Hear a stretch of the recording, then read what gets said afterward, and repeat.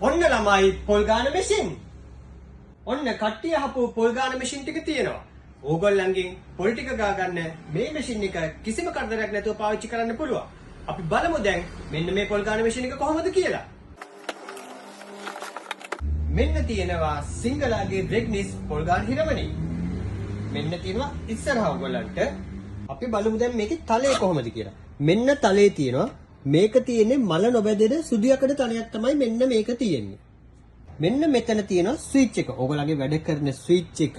ඒ වගේමයි මෙන්න මේ පැත්තේ ගත්තොත් තියෙනවා මෙන්න මෙතන. මේ තියෙන ස්පීඩ් එක කන්ට්‍රෝල් කරන එක. මෙන්න මේකෙන් තමයි ස්පීඩ් එක කන්ට්‍රෝල් කරන්නේ. ස්පීඩ් එක අවශ්‍ය ගානට තියාගත්ත ඔයගොල්ලන් මෙන්න මේ ස්විච් එක ප්‍රෙස් කරගෙන ඉන්න ඕනේ. එතකොට තමයි මෙන්න මේ තලයේ වැඩ කරන්නේ. ඒ කියන්නේ මේ ස්විච් එක ඔබනකොට තමයි තලයේ වැඩ කරන්නේ. එතකොට යම් කිසි හේකින් ඕගොල්ලන්ගේ පුරුදු වීමකදී ඕගොල්ලන්ට පුළුවන් මෙන්න මෙතන ස්පීඩ් එක අඩුම කරගත්ත පොල් බෑය මෙහෙම තියාගත්ත මෙන්න මේ ස්විච් එක එබුවා. එතකොට ඕගොල්ලන්ට හිමීට පුරුදු වෙන්න පුළුවන්. ඕගොල්ලන්ගේ අත ගැන බය වෙන්න පොඩ්ඩක්වත් නැහැ. පළපුරුද්ද වැඩි වුණාට පස්සේ පුළුවන් වුණාට පස්සේ ඔයගලන්ට පුළුවන් මෙන්න මෙතන මේ ස්විච් එක හොඳටම ස්පීඩ් එක වැඩි කරලා වෙලා පොල් බෑය හයියෙන් අල්ලගෙන මෙන්න මෙතනින් වැඩ කරවන්න.